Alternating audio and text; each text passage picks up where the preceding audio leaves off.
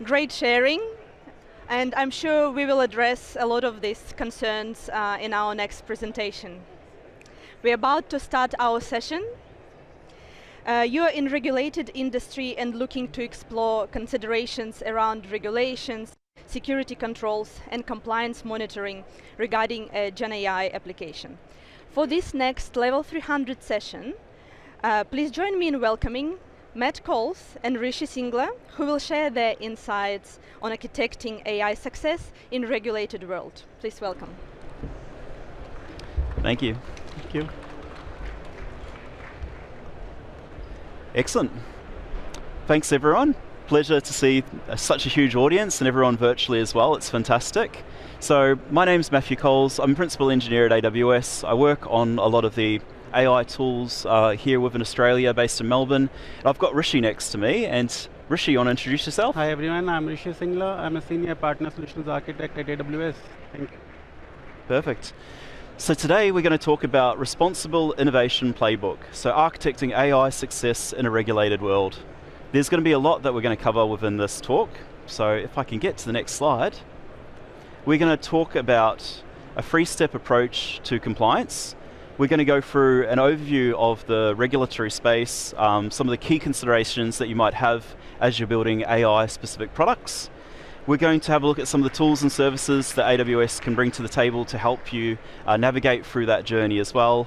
We'll have some takeaways as well. So at the very end, I'll ask everyone to get their phones out. We're going to have a bunch of QR codes so that if you want to know more in the space, step in even deeper into the space, you'll have that facility, and you'll have that through different workshops you can do, videos that have really informative information, training programs that we have. There's a lot of content, so you can learn it in your own way. Now, in terms of mental models, how many people in the audience are familiar with a mental model? Just stick up your hand very quickly if you are. It's not too many. So we use mental models a lot at Amazon. Mental models in particular help us to kind of formulate a map of our thinking when it comes to relating things. You know, it's similar to you might have a bedroom and you might have the bed in your bedroom, you have your wardrobe in the bedroom, you might have some other items in there. You know that space really well. You know where everything is within those spaces too. You know where to go for your clothes, for example. Mental models help you to kind of piece together things in a way that you can connect and understand things later in a much more in-depth manner, and you can relate things and tie them into these three key like pillars or whatever. So the pillars that we're going to talk about today are the regulatory standards, the regulation standards that come out and aligning to those, the security controls, implementation of those controls as well. We're going to dive into how you can actually tell whether you're following those controls through compliance monitoring too. And so we're going to dive into all three of these aspects, and so that you can kind of formulate what's needed under the hood as you work through the world of Gen AI on all these things. Now, the first one that we're going to step into is the regulatory and standards alignment.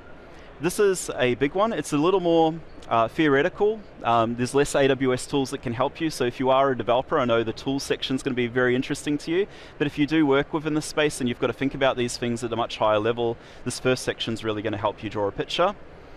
Stepping into that world though, Gen AI has brought like an amazing amount of innovation to how we build applications, create experiences for end users. And this space is evolving very, very fast. We're building things that we were never able to build before because we have the time. We have the assistance through AI to build and plan things faster as well, so we can actually up the quality of what we are building today. And all of this is fantastic. And I've been on the Bedrock booth for most of the day, and I'll be back at the Bedrock booth for most of tomorrow as well. But I've had a number of people walk up to me and go, there's so much happening in the space, we're building applications so fast, and they're amazing experiences, but like there is so much that we're having to do retroactively on the applications that we are building today, because we hadn't thought about some of the risks within this space and things that we need to consider when we actually roll out applications in the space. So the talk's really going to help you within these areas. Now, firstly, when it comes to generative AI compliance, we've got a bunch of key security considerations for generative AI. Now, the first one is really about compliance and governance. This pillar is really about what plan, what framework are we going to operate within? What are the regulatory bodies that are around us that we need to work into that plan and take into consideration? You know, being in Australia, we might look at the Australian security standards for governance. If you're in banking in Australia, you might be looking at ASIC and APRA and those types of frameworks, organizations that kind of offer guidance and advice within those spaces. So compliance and governance is really like, how do we operate, right? And so it's all those things that you need to bring to the table. Now the great thing is, a lot of the time your legal teams can actually help you in this space as well. So legal and privacy, it's the second pillar here, but they kind of extend into that first pillar too. They can tell you what guidelines exist, what you need to be compliant with. They can help you around the rules around what you can do with data coming in, data coming out. They can help you within that space quite massively, and to understand all the things that you can do within the space and things to stay away from and be careful of as you develop different solutions. The next thing is controls. So controls is really around being able to make sure that things stay as a consistent, expected experience for your end users that are using your products. So for example, if we're writing code, it's great to have a human within that loop. It's great to have humans that review this code that's generated from AI, so we can see where things might slip in, and we can say, hey, we actually need to fix that up there. It's the same for any application that you build with generative AI as well. It's great to have humans in the loop, basically vetting and making sure that things haven't changed as you've upgraded your AI models, you've changed what you've got within your database relating to generative AI. All the different things, the types of questions that users are asking, whether there's deviations of those questions and things that you need to handle and make sure that you've got some control over the expected output or response for all these variations that are coming in from people asking questions from your apps. All of that great stuff. The other aspect that's really important to me is, how do we actually have upfront testability of the models? As we change things within our applications, how can we make sure that before we even release to the end users, that our guardrails have been applied safely, the model is going to act in the ways that we expect, it's not going to say anything unexpected or untowards towards people, it's going to be able to consistently deliver high quality answers to users' questions as they use these applications as well. So the testability of all of this is really important, and if you come to visit me later in the corner or out in the Bedrock stand, we can dive into all these aspects and I can give some more tips and tricks here. The next thing is really about risk management. So risk management is something that we actually do quite massively within Amazon ourselves, and we've actually open sourced a lot of our work within this space. So you might hear the term threat modeling. We have all these threat models that we've actually released as open source on GitHub in the space to help you through thinking about the security angles, the security lens of your application. When data's coming in or out in particular ways, what do you need to think about? What do you need to protect against? Are files being uploaded by end users? How do you protect yourself against that? How do you protect yourself against users asking questions in different languages, which might sometimes cause inconsistencies that you hadn't planned? How do you make sure that your back-end systems are authenticated, authorized, providing the right data to the people that are asking the question, and it's based on their role that they should have within your the organization or as an end user itself, and it's not leaking things that shouldn't go to those users too. So there's a lot to think about when it comes to risk management. And then lastly is the reliability and resilience of the platform. Is it going to be highly available? What is your data management strategy? All those particular things that you do think about when you're building apps end to end, that all applies when it comes to the land of generative AI.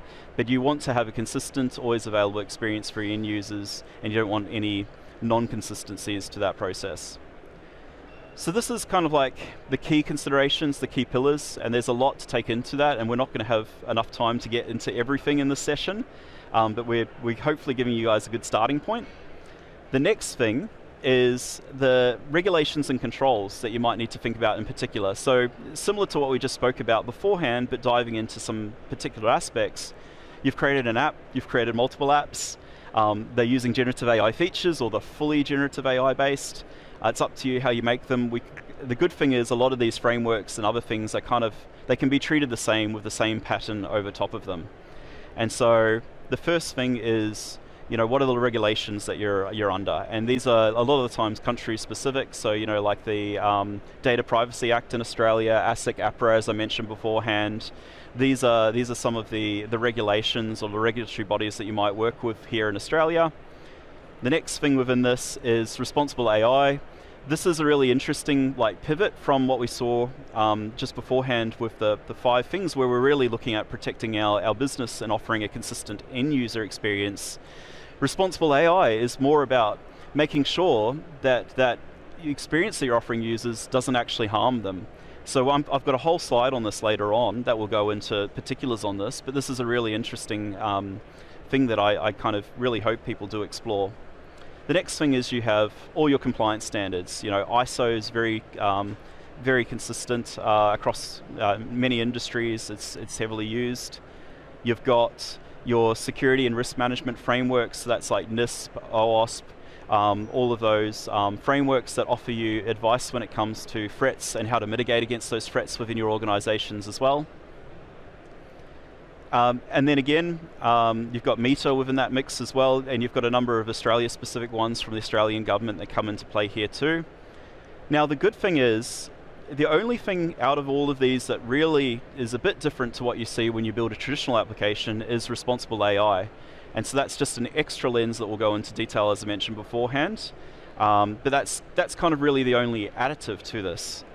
And then a lot of these core frameworks that we have within the industry, what they've done is they've added specifics when it comes to generative AI. So OWASP has the top 10 vulnerabilities found in LLMs, and as a developer I might read them and I might think they're actually very similar to what I see with dealing with APIs in the web day to day, but because LLMs are generative in nature, the risk might be slightly higher with these use cases, and so OWASP, for example, offers a particular top 10 if you are building a generative AI platform or application. The next thing is, I mentioned that there's a lot of standards that don't change too much. But this is kind of a little bit funny in the fact that AI is probably going to need to have its own standards developed.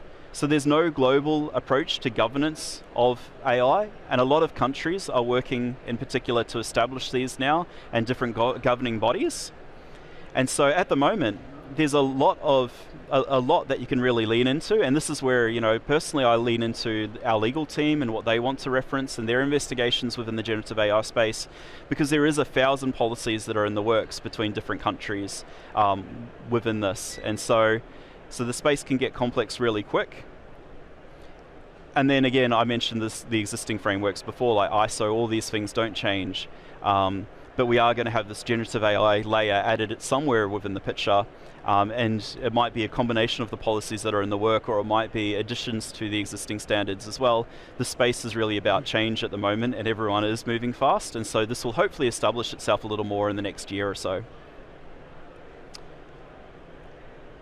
So responsible AI, so this is the slide that I was talking about beforehand when it comes to things that you would want to think about in addition to protecting your organization. One of the most important things is you should protect your end users as well.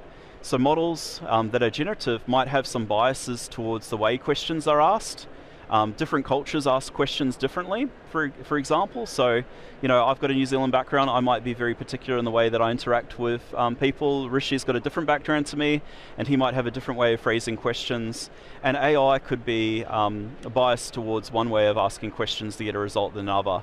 So like a way to kind of tie this back home is if I'm going for a bank loan, trying to get a mortgage in place, if I ask the AI in particular ways, I give it details about myself, I give it documentation about myself, there might be some bias that's introduced within large language models that would sway it to make a decision in favor of me in particular maybe, and then maybe not somebody else.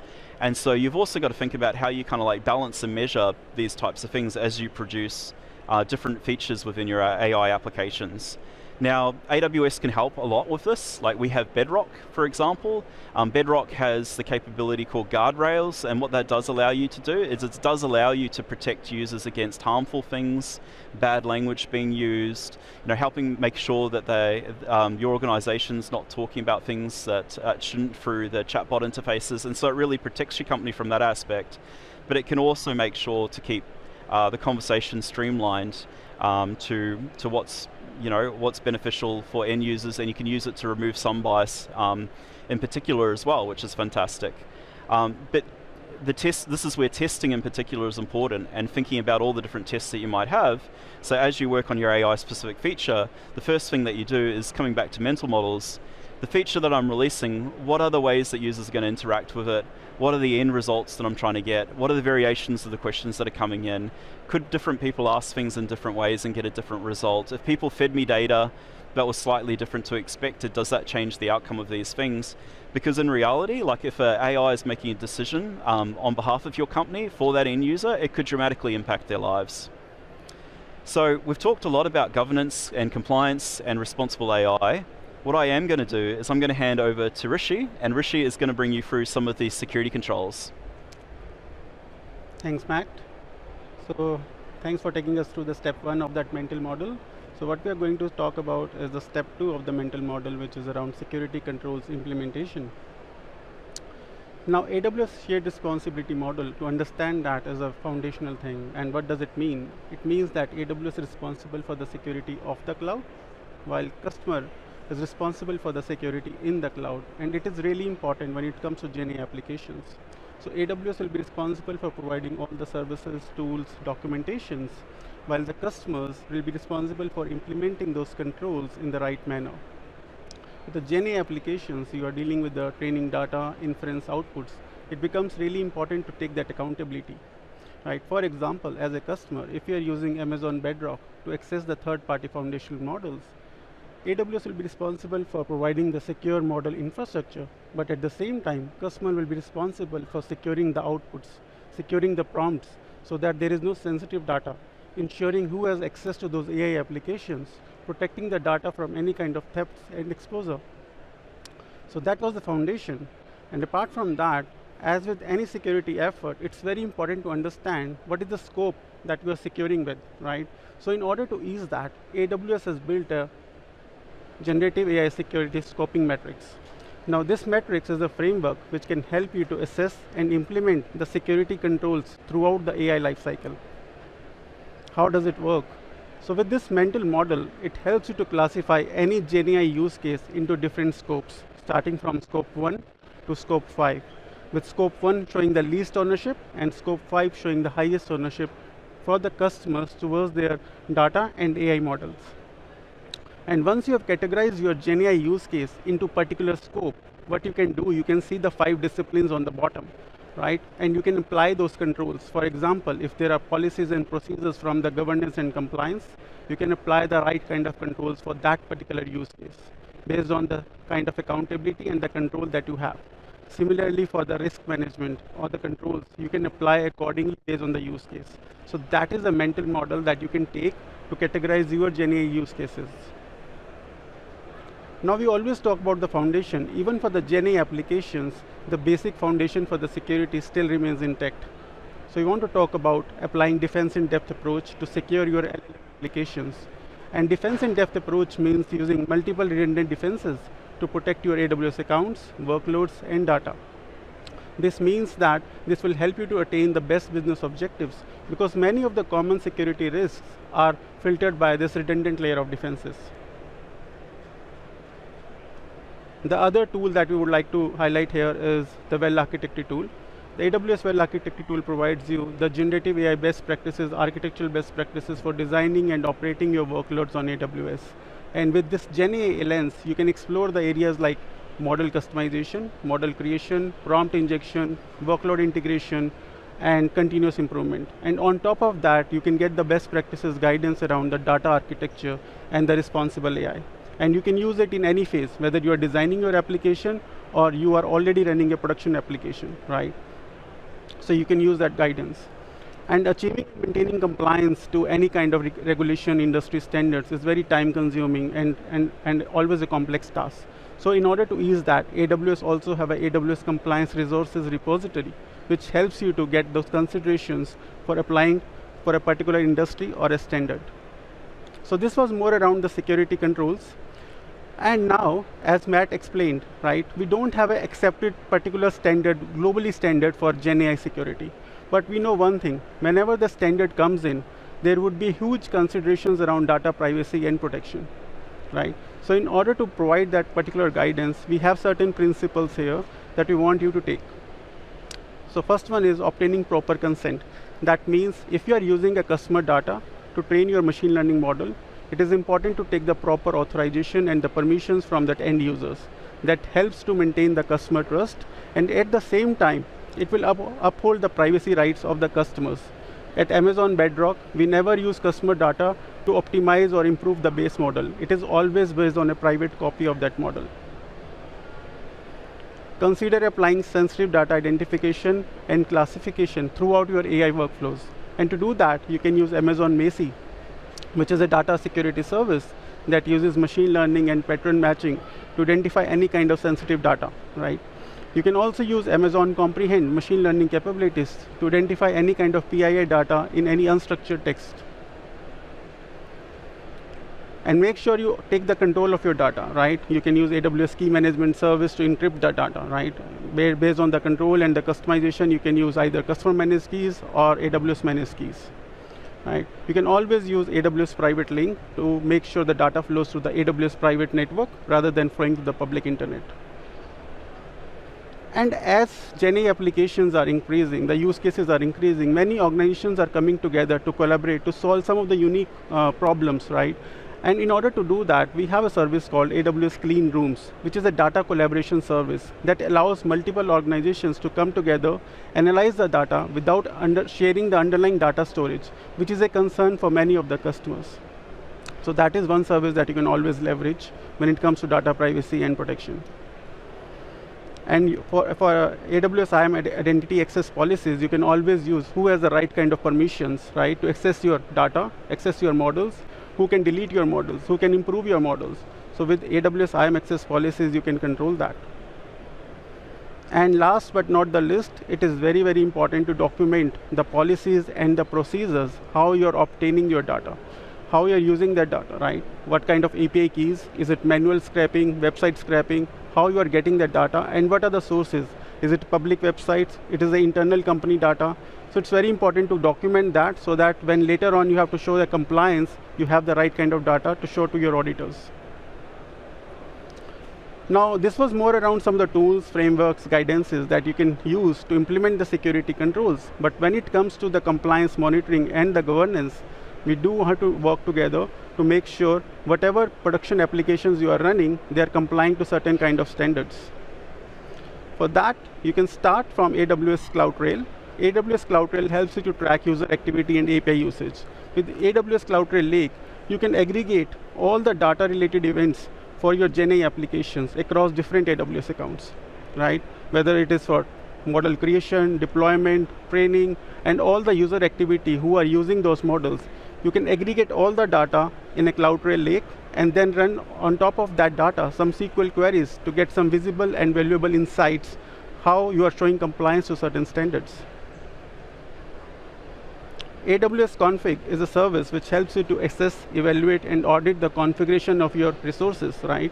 And to do that for the Amazon GenAI resources, it's very important. Like you can use for Amazon SageMaker notebooks, Lambda functions, S3 buckets, right? So for example, if you have a policy that all your model encryption points should be encrypted, then you can use AWS Config to create an alert if something is deviating from that natural behavior, right? AWS Artifacts, as a customer, if you're running a GenAI application, it becomes really important that you have the latest documentation showing how AWS services are being compliant to certain standards. And with AWS Artifact, you can get access to all those latest documentation. AWS Audit Manager, which is AWS Compliance Monitoring and Auditing Service. And I will deep dive into this service a little more in the next slides. So it helps you to organize and collect all the evidence showing that you are being compliant to a certain regulation standard. Now, before I go and explain how AWS Audit Manager works, I want to touch base why it is important, right? As Matt explained, there are certain challenges when it comes to the compliance frameworks. There's a lot of initiatives going globally around the world. Now, we can't just wait for that compliance to come in and start innovating.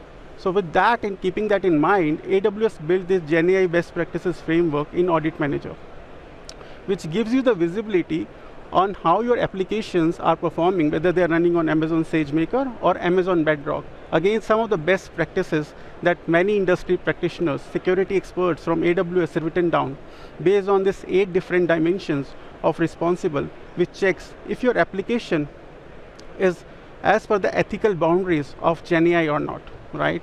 The data, the output that is generated from the GenAI application, does that have any harmful impact or not? The output is safe or not, right? Is the output impacting any subpopulation of users in any unfair manner or not? Right? Sustainability, are you having a sustainable efficiency resources within your GenAI applications or not? For the resiliency, as Matt also explained, this is one of the important parameters. Are your AI applications reliable and helping you to achieve the business objectives of high availability? Privacy, how you're protecting your data from any kind of theft and exposure. And accuracy and security, so which means that how accurate is your output generated from the GenAI applications. So with all these dimensions, AWS Audit Manager has been built on. You can use that framework, and it acts like a map in an uncertain landscape, right? Because you don't know what is coming in. But we should know one thing: when the compliance kicks in, you already have all the evidence to show to your auditors using AWS Audit Manager. Now, how does it work? It is very straightforward. Once you go to the AWS Audit Manager service in the console, you have to select that framework, create an assessment, mention the scope, which accounts you will assess. You will start collecting evidence. And once you start collecting evidence, it will give you all the automated and manual controls. It will show you from where the compliance evidence has been brought in, which AWS service is showing compliant or not. And for the manual controls, it will show you what kind of documentation you need to upload. So in this way, you can have a consistent approach for your compliance monitoring and auditing. And if there is any control which is missing from this framework, you can always customize this framework, right? And to know more about this is a QR code. Please feel free to scan your mobiles for this QR code and learn more about the AWS Audit Manager. With that, I would like to invite Matt again to take us through some of the key takeaways. Excellent. Thanks, Rishi. So we've covered a lot today. We've gone through the regulatory and standards alignment and how basically legal within your businesses and external can kind of help guide you through the policies, the regulations that are in place today. The next things is we've talked about security controls that AWS has and things that you can put in place to protect your users as well. So I've covered a lot there. Now, we've talked about compliance monitoring too. I think Audit Manager is fantastic as the industry kind of establishes as to what the guidelines are and all that kind of evolves over time as AI itself evolves. Audit Manager's there is a really good tool, is one of the many tools that can help you within this space too. Now, what I did want to do is I wanted to share a whole bunch of resources with people. Now, firstly, people that like to read, there's a whole bunch of QR codes here to blogs that can help continue that journey within your organization there, so feel free to take some photos of that. Next, I'm a YouTube guy. I watch a lot of YouTube. I like learning from YouTube, and so here's a bunch of YouTube links as well. And last but not least, if you want to be hands-on, you want to actually set these things up, set up AWS guardrails, play with Audit Manager, play with all these applications that can help you there too. Skills Builder is a platform that allows you to do a lot of that stuff, and AWS Workshops as well is a really great tool within that space too. Now, there's a lot to take into the space and a lot that we really had to cram into 30 minutes. It was very tight. We were hoping to have 45 would be fantastic. We could cover things more in depth for people. The good news though is Rishi and I will be at the very back. So I wanted to say thank you very much. And if you did want to talk to us about things, questions that you may have within your organization, we'll be at the back just after the session so you can talk to us. And then tomorrow, if you don't have a chance right now, you need to run to another session. We'll be floating around the floor near the demo booths for Bedrock and a few other places for most of tomorrow. So thanks for attending, and I will hand back to our lovely host. Thank you.